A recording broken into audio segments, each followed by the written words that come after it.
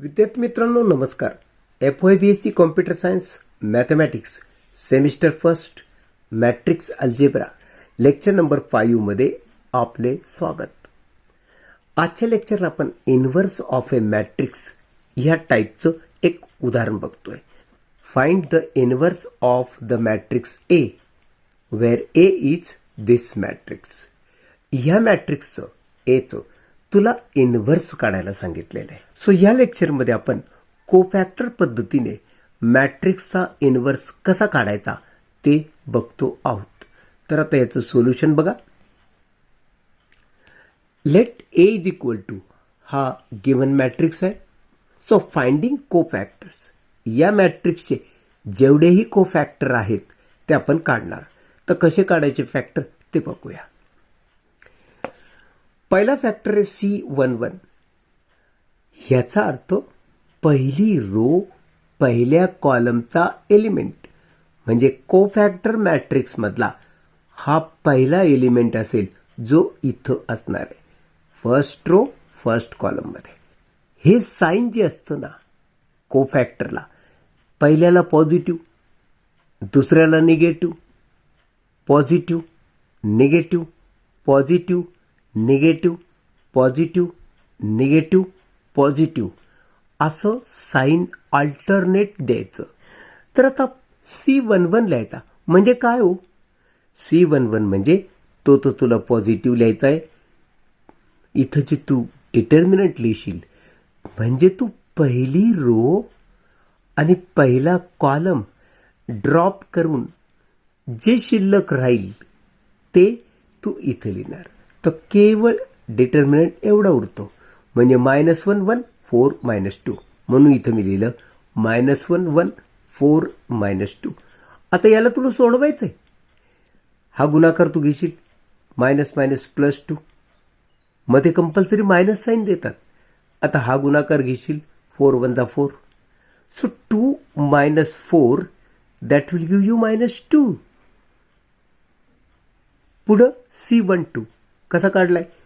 First row आणि second column झाकलाय म्हणजे 1 2 3 4 हे एलिमेंट राहतील. आता याला सोडवायचंय म्हणजे -2 मध्ये मायनस साईन द्यायचा आणि 1 × 1 1. आता या कंसाच्या बाहेर हे निगेटिव्ह साईन जसं तसं आहे म्हणून मायनस. आता याला सोडून घे -2 -1 ही ॲडिशन होणार कारण साईन सिमिलर आहेत.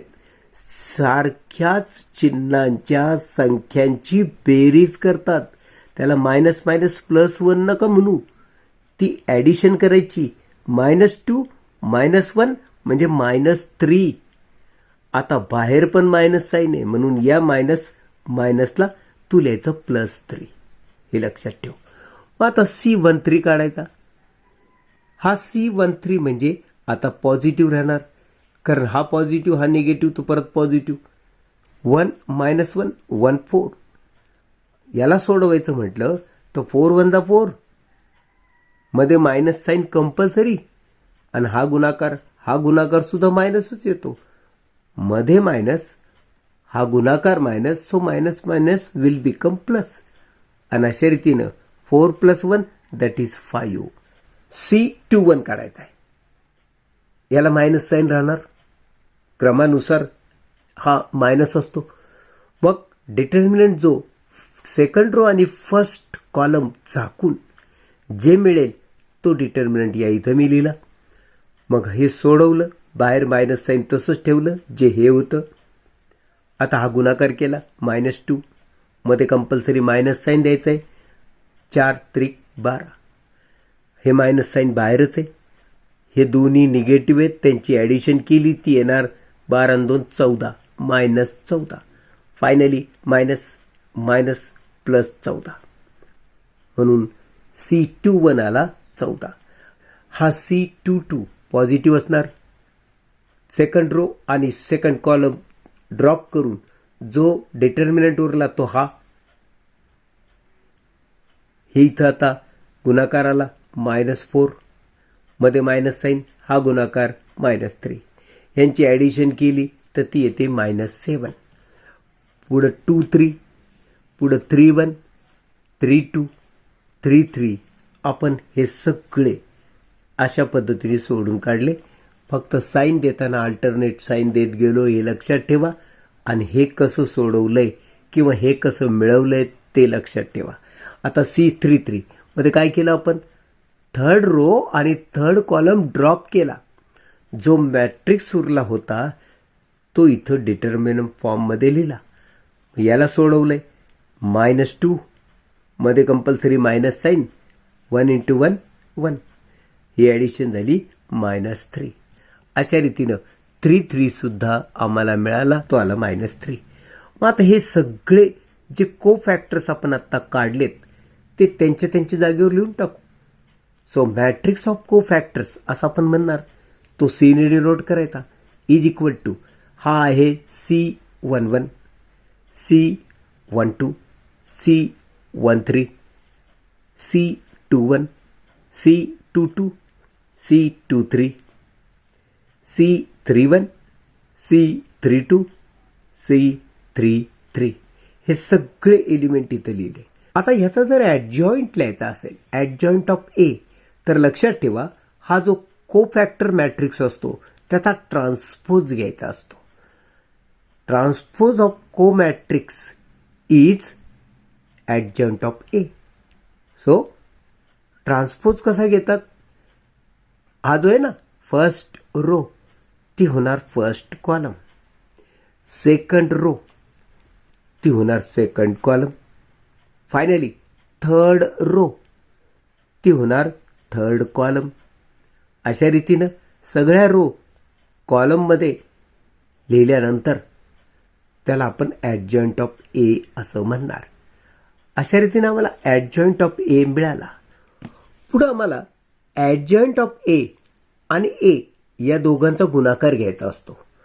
हा ॲडजॉईंट जो मगाशी आपण पाहिला आणि हा ए मूळ मॅट्रिक्स. आता ह्यांचा गुणाकार घ्यायचा आहे तुला. हा गुणाकारामध्ये प्रॉडक्ट आहे 2 मॅट्रिसेसचा. कसा घेतात तुला माहिती आहे. फर्स्ट रो फर्स्ट कॉलम हा गुणाकार क्रमक्रमाने घ्यायचा.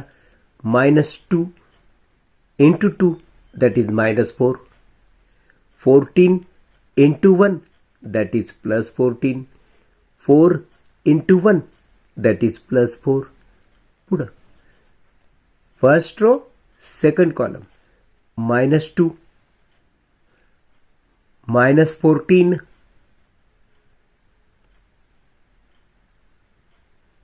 4 4 16, +16, -2 × 3 that is -6, 14 × 1 that is +14 आणि 4 2 -8.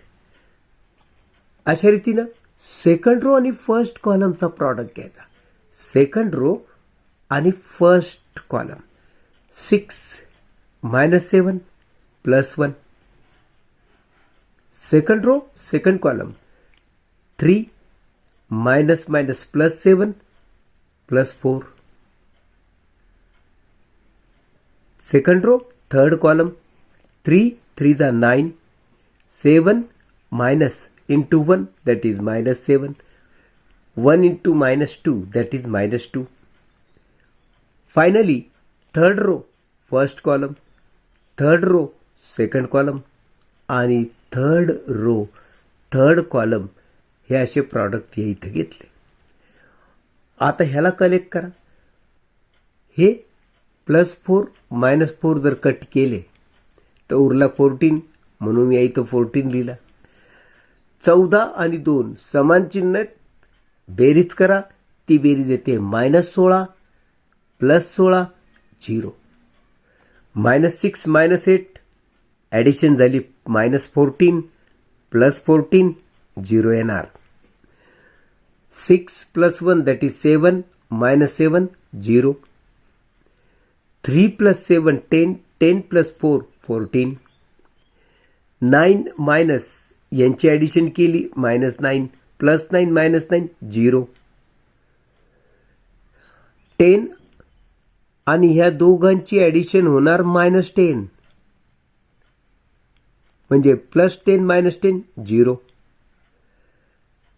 5 + 7 that is 12.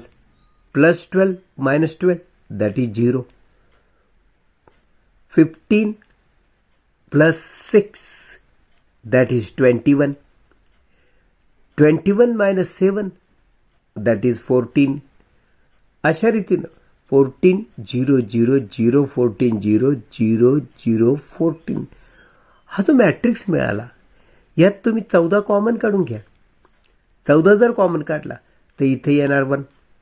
हा तर 0च आहे, हा पण 0 आहे, हा पण 0 आहे. इथं 14 होता, 1 येणार, हा 0. मग हा 0 हा 0 जसे तसे आणि याच्यातून 14 कॉमन काढला तो 1. हा आयडेंटिटी मॅट्रिक्स आहे, आयने डिनोट करतात म्हणजे 14 × I. आता 14 × I म्हणजेच 14 आणि म्हणून आपण लिहिलंय की determinant of A is equal to 14.